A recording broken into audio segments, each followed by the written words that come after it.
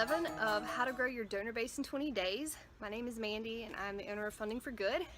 Been pretty excited to put this little series together. We get lots of requests about what people can do to find new donors and how they can increase the donors that they're getting and keep the ones they have. And today I want to talk to you about what you can do to get people interested and to keep donors that you have through sharing the impact their dollars either are going to have or have already had. So you're looking at two different groups here. People who have already given, letting them know this is how we used your dollars, this was the impact it had. And then folks who haven't yet decided if they're going to give, what their dollars are going to do, what the impact is that they're going to have in the future. So first of all, you have to have a way to measure that impact. What is it that you're doing? How are you doing it? And how are you tracking the results? The impact. Now, there's a difference between impact and service. So I encourage you to be sure that you're reporting on the right pieces of information. And this is the example that I use most often with folks. When I used to work at a group home for teenage boys, almost all of them had a therapist, and a lot of them had anger management issues. So let's say that therapist was working with one child on their anger management issues. That child was the only one being served, right? But who was being impacted by that?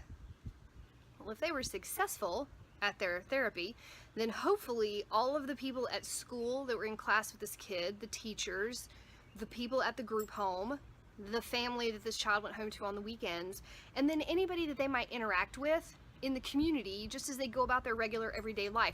Those are the people that are impacted, because if this child is able to better manage his anger, not have outbursts, not get suspended from school, not randomly hit a student that he doesn't get along with, not cuss his parents out, not get arrested for getting into a fist fight in the middle of Sam's Club because somebody made him mad, all of those people are being impacted.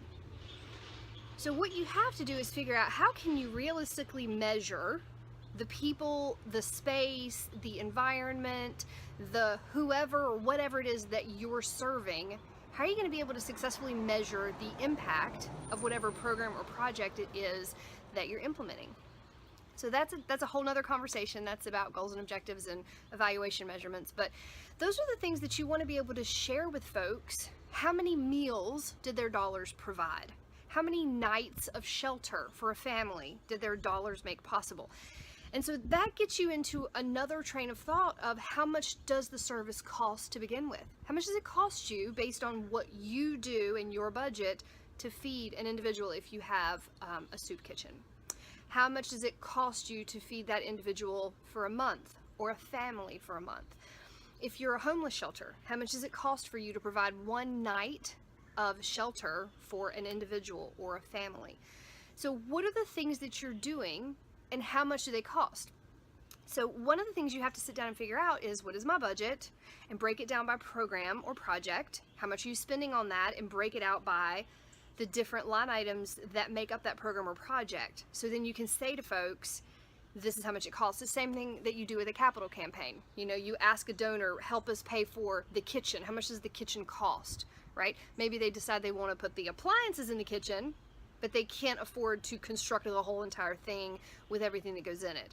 So it helps to have a breakdown of your costs so you can let folks know this is the piece you're going to impact. When I used to work at the YMCA as a development director, we would have a breakdown on our annual campaign brochure and pledge card that would say something to the effect of, for $40 you could teach a child to swim, right? Because that's how much swim lessons cost. For $120 you could make a week of camp in a secure environment with positive role models available to a child in our community whose family couldn't afford that. For X number of dollars, you could make it possible for a child to experience participating in a team sport. For X number of dollars, you can make it possible for a family to participate for a year as a member that might not otherwise be able to afford it. So depending on what you are doing and how you do it, you can sit down and break out some of the costs of what you do and share with people that's the impact their dollars are going to have. I'm more likely to give to an organization if I can say, for X number of dollars you're going to provide a spay neuter for a cat or dog. For X number of dollars you're going to provide this many vaccinations for street dogs who may not otherwise get those vaccines.